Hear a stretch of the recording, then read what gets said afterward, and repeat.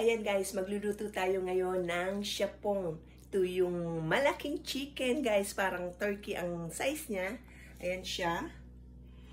So ito yung ating mga ingredients. So ayan, meron tayong giniling. Ayan, lagyan na natin yung ating ishallot. And then onion. And then persil. Bawang. And then lalagyan ko rin itong sep. Ito yung dried mushroom. Ayan. Lagyan na natin ng egg.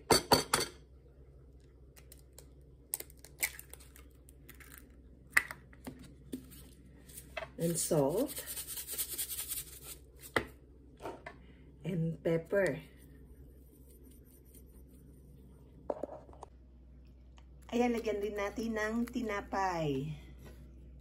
Okay, haluin na natin.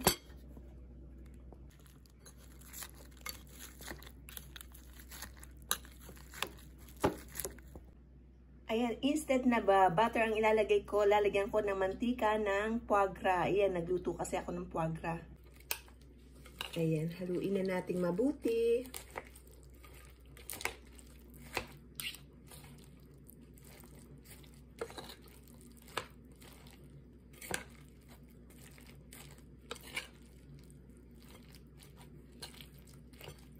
Ayan, sobrang lasa nito. So, pagkatapos nating haluin, ilagay na natin sa loob ng ating siapong o ng ating manok. Ito guys yung ating manok. So, ilagay na natin. Ayan.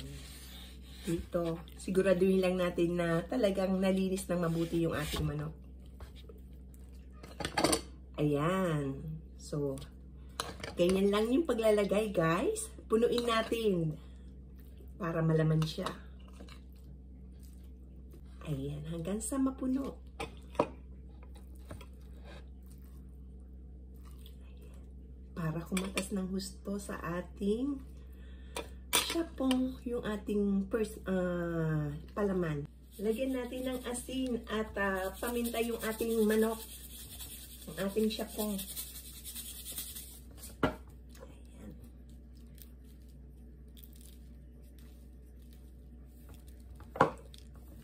Masamasahin. Ayan, binaligtad ko para malagyan din yung likuran niya ng asin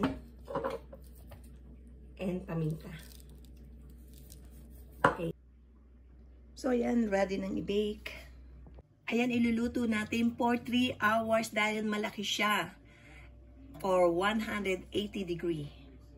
Okay. See you later. So, ayan na at akin nang binaligtad yung ating siapong. Ayan o, makikita nyo nakatuwad na. Okay, konting oras na lang at maluluto na yung ating siapong. Ready nang kumain. So, ayan naman at akin na siyang pinatagilid. O, diba? Ayan, so, kabilang side naman. Ayan o, talagang pinaikot-ikot ko siya para talagang lutong-luto. So, now, luto na yung ating siapong. Ayan o, ang laki. Ang init. At ang bigat niya, ayan o, ang init. Nahirapan akong ilagay sa lalagyan niya. Ayan. So, ayan na siya. So, ayan, luto na yung ating siapong. Ang siapong, guys, ito yung pinalaki at pinatabang manok. Ayan o. Ito is cockerel. Ayan, pero malambot siya. Ayan, so inalagaan lang talaga siya para sa mga okasyon. Ayan, ilagyan na natin yung ating patatas. Potatoes. Ayan. And salad. Ondi bang tawag dito?